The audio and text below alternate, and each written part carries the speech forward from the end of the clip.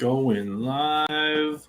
Oh, yeah, you're live. What's up, everyone? Aaron Negler here with Cheesehead TV, coming to you live.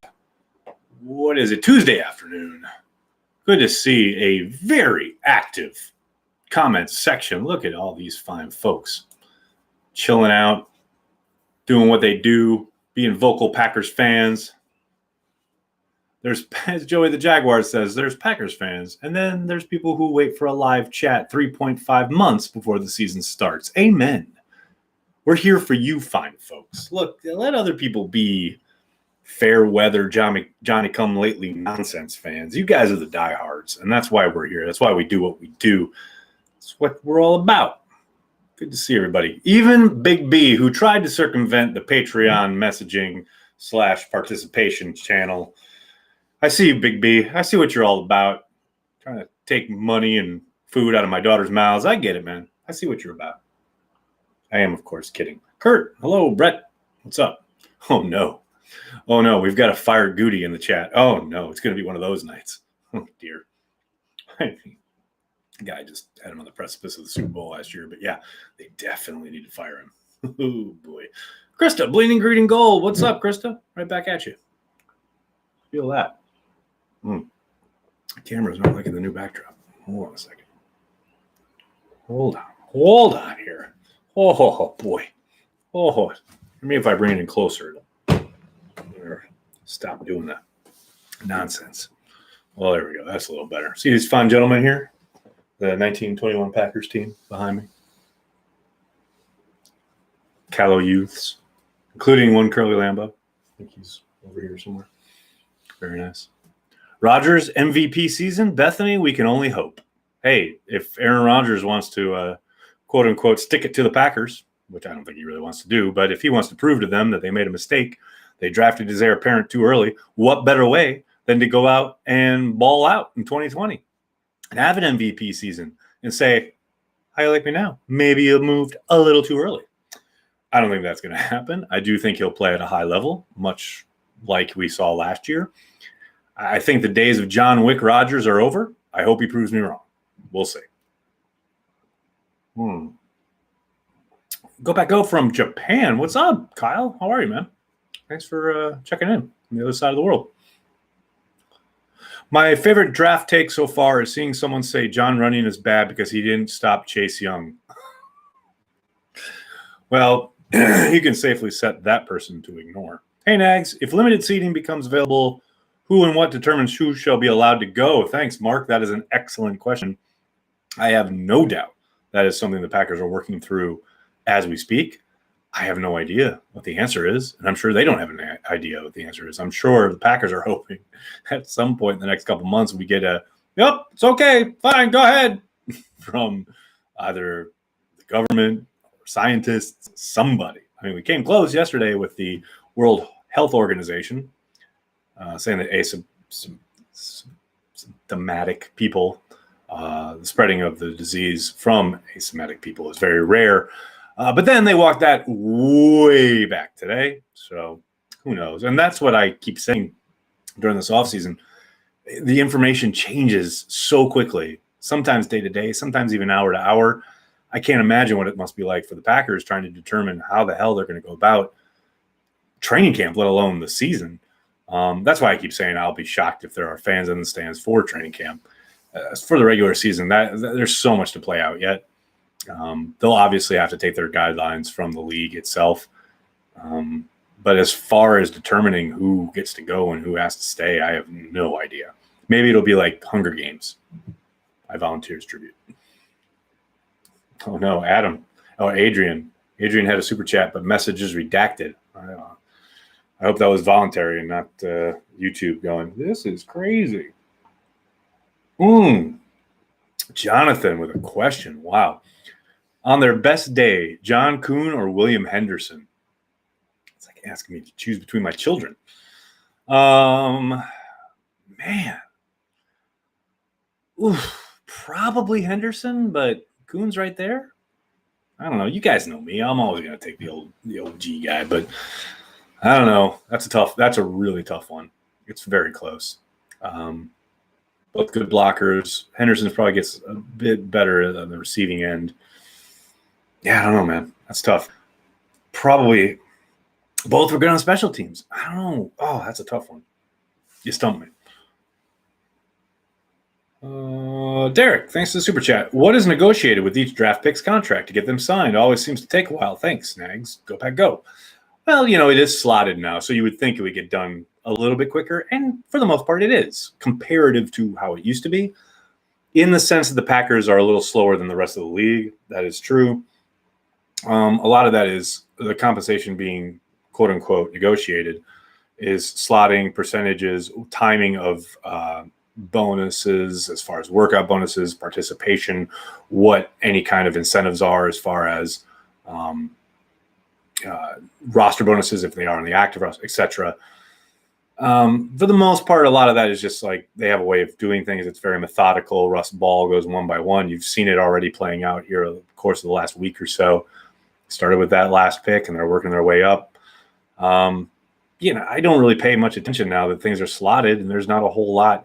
The only holdouts you really see anymore are maybe a top 15 guy if he goes to the Chargers, who are notorious penny pinchers. But for the most part, the Packers, as Andrew Brandt used to say, deadline spur actions. There's no deadline right now other than camp coming up in a couple months.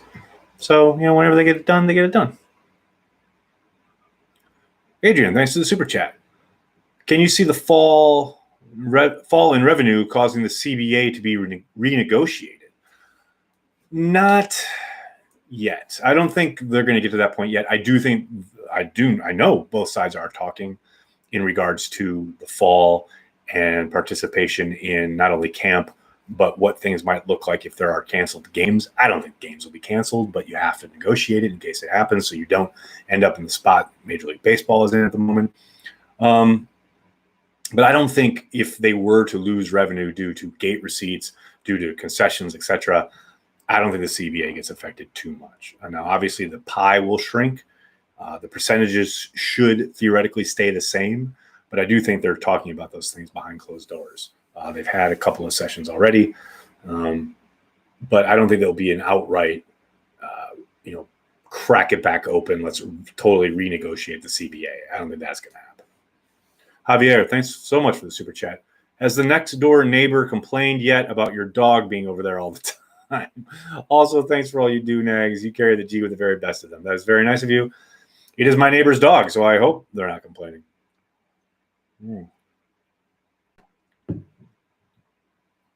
Oh, there's a question. Anishka, thanks for the super chat. I'm new to Cheesehead TV. Well, welcome. With your excitement surrounding Jace, could you give me an example of a player you've hit on and a player you've missed out on? I mean, the list is long on the missed out on part. I can't think of anybody off the top of my head on either, in either regard. But let me think about it, and I will answer you tomorrow. I'll go back and have to comb the desert of Twitter. There are certainly guys I've been excited about. I can tell you off the top of my head, I had to do an apology video about Kyler Fackrell because I thought they should have cut him years ago. And then he proved me wrong 2 years ago when he came and balled out and led the team in sacks. Now, you could say that's an opportunity thing and the fact that Nick Perry and Clay Matthews were kind of MIA, yada, yada, yada. But I was wrong in the sense that I said they should cut him, and they definitely shouldn't have, and it was good that they didn't. As far as guys who I've seen and I thought, okay, they're going to develop, I mean, I can go way back to arguments I had with people back in the day about, Jordy Nelson and James Jones, guys who, people were ready to run out of town. Devontae Adams, definitely right about that one. These guys who had drops in certain situations and, they're dead, blah, blah, blah. Mike Wall back in the day. I went to bat for him. I thought, he struggled at tackle, but they moved him into guard and became an all-pro guard, or at least a Pro Bowl guard. But recent vintage, I'd have to comb the desert, as they say in Spaceballs.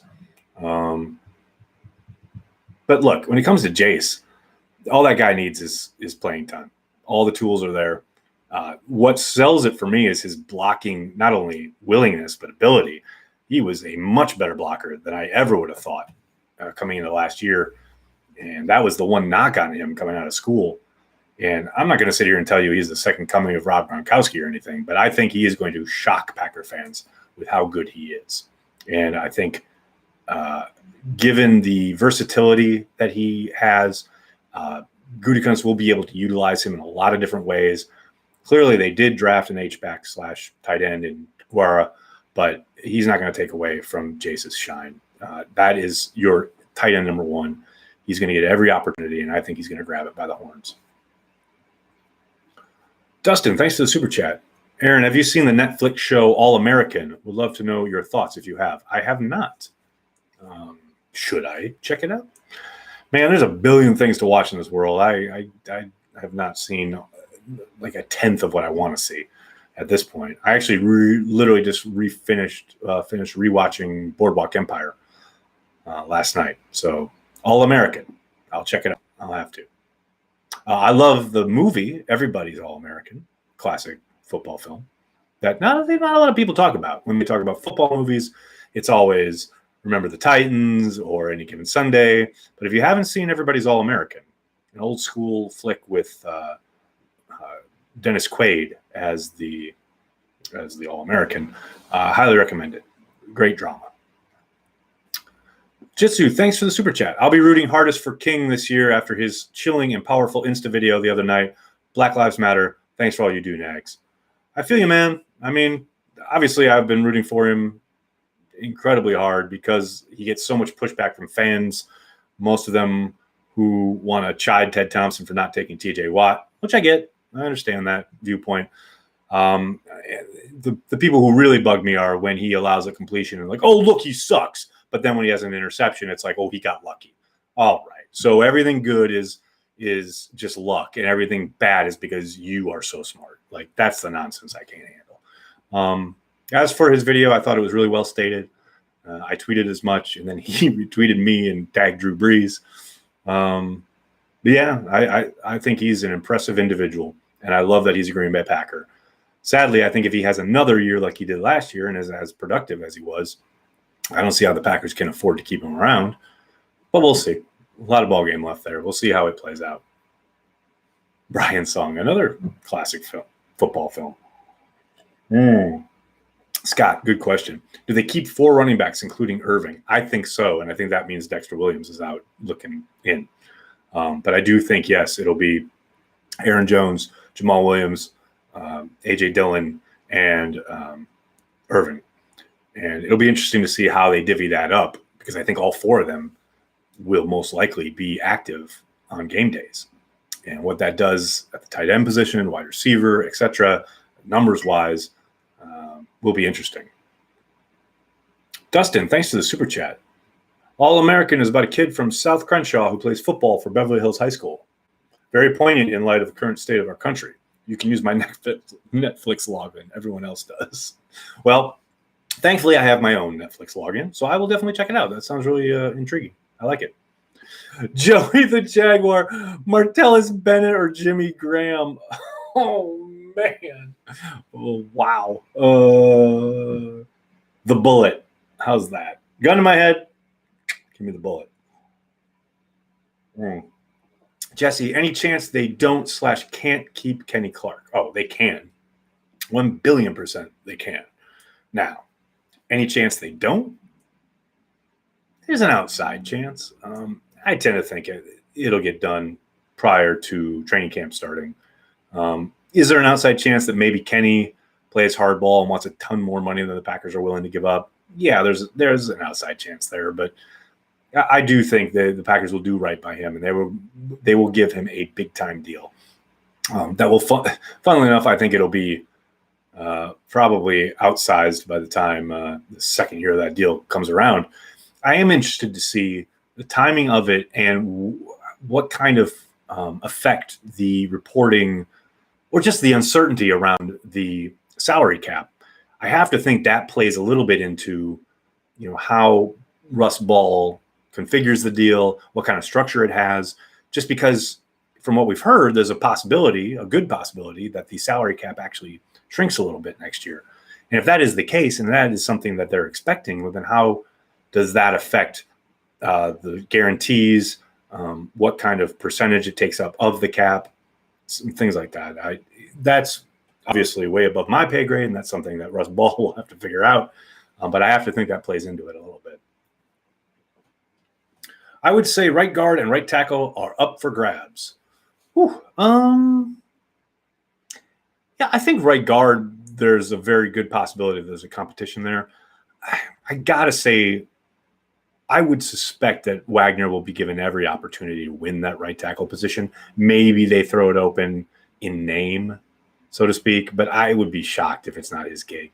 Right guard, yeah. I've said often, I think Lane Taylor's a better player than Billy Turner, and it would not surprise me in the least for Lane to go out and win that job. Now, do you keep Billy Turner around on the bench with that cap hit?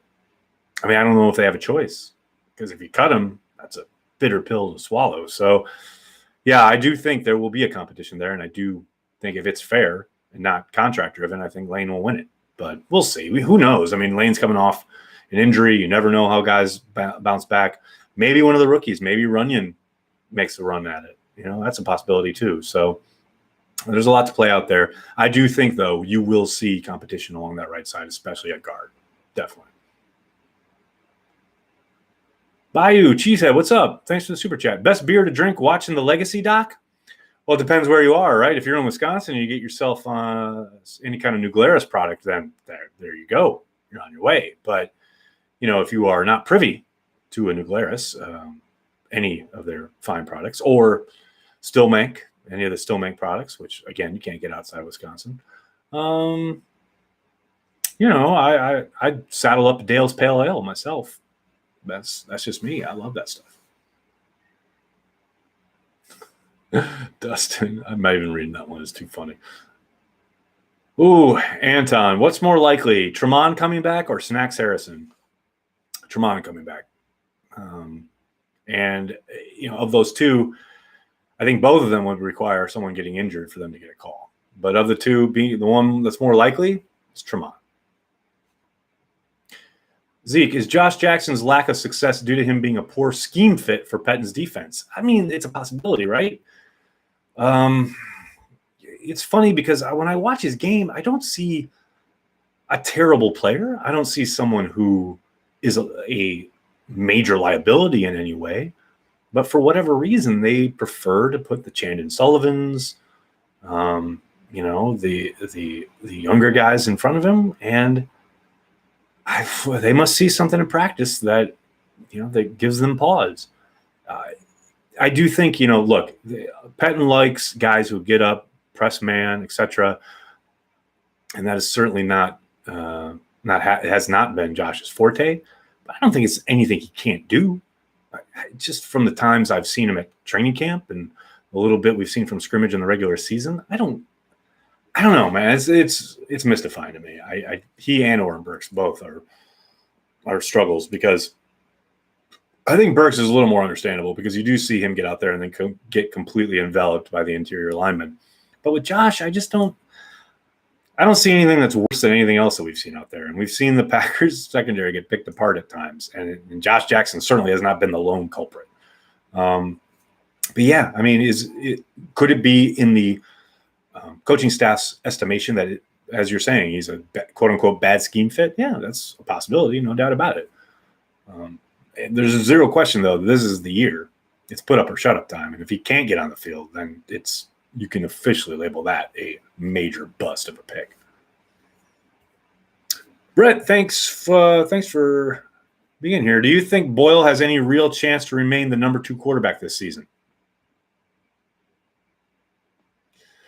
Next transplants during pre-camp? Probably Jitsu. I would think so. LiveX is actually working on a ton of stuff during that time, all through August, late July into August.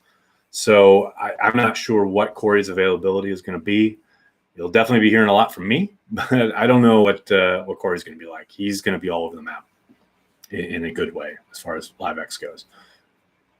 Do you see Pettin becoming the next Dom Capers as far as not being able to keep up with new offenses? Ooh, Kenny, good question. Um, I think Dom gets a bit of a bad rap in that regard. I do think he was better than most people remember or give him credit for. I think he was trapped because he had a general manager who really leaned into the draft a little too heavy and made him play a ton of young guys when he probably needed a few more veterans. I think he adjusted poorly to the better quarterbacks in the league. And I don't think that was so much like modern schemes, so to speak, as it was just really good quarterbacks eating him alive. Some of that being because he played a ton of young guys in the secondary out of necessity, because that's what he was given by the general manager. Now, all of that said, that's not to dismiss or excuse Dom's failures, with which there were many. Could Pettin suffer a similar fate? Yeah, sure, absolutely. But again, I don't think it's as simple as there's these newfangled offenses that are, taking advantage of him. Does he need to adjust his approach a little bit? I think so. I think if you look at the common denominator of the run games that gave them trouble, those closed formations, motion, pulling linemen, all of those components seem to add up to trouble for the Packers last year in the ground game. And you have to think that's what the offseason's for, right? To make those adjustments, to identify your weaknesses and adjust and make sure that gets shored up. And if those do, then, I don't think anybody's talking about it. But if those same issues pop up again and again and again in 2020, as I said last night on Twitter, then I think he's done.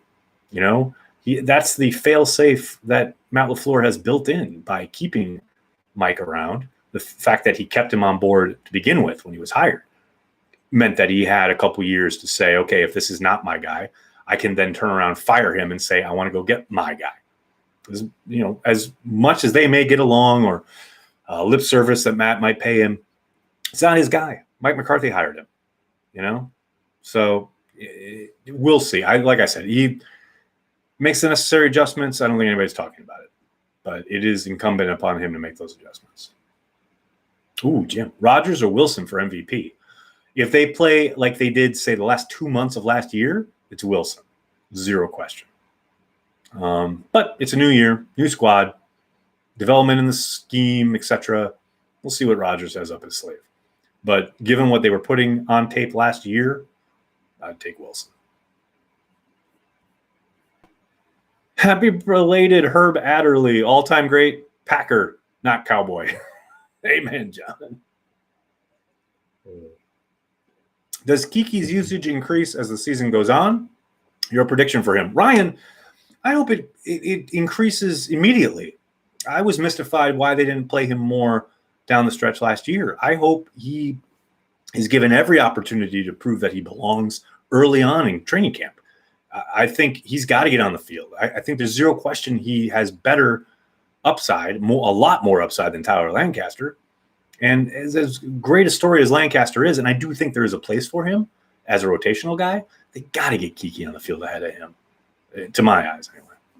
Justin, thanks for the super chat. I'm watching old Utah State games from 2018 phase of the offseason / quarantine. Hey, man. One of the worst things to be watching. Nothing wrong with watching football in any shape or form, especially when it has a future Packers Hall of Famer in it. I found it interesting that Murphy has to retire when he's 70. I had no idea that was a rule. Brett, I was so surprised that so many people didn't know that was a rule today. I saw Rich Ryman tweet that out, and it's something we talked about a lot when Murphy was on the hot seat, so to speak, by fans, when he made the separation of powers, so to speak, and he talked about silos and blah, blah, blah. That topic came up a lot, I thought. So, yeah, today I saw a lot of people, much like yourself, saying they didn't realize that the bylaws state that the president, CEO of the Packers has to retire. It's a mandated thing. Yes, when Murphy's 70, he has to retire. And as I stated, Ed Policy is most likely, it's their current COO, he's their most likely, the most likely candidate to be the next in line, so to speak. Now, a lot can happen in 5 years. So who knows where we'll be when it is officially time to make that call for the Packers. But, Murphy has 5 years left. And that's, if he chooses to see it out, who knows? Maybe he'll get another gig, although I doubt it. Who is texting me. Oh, very nice. All right. Well, I'm going to have to get going. Can't thank you guys enough. Why are people arguing about Freddie Mercury in the comments? That's when you know it's time to go. Good to see everybody. Good to talk to you all. Please do me a monster, massive, humongous favor. Hit like on this video. Hit subscribe on the channel. And then tell your friends, tell your family. Cheesehead TV. We're devoted to Green Bay Packers fans worldwide. Thanks a lot, everybody. Have a great night.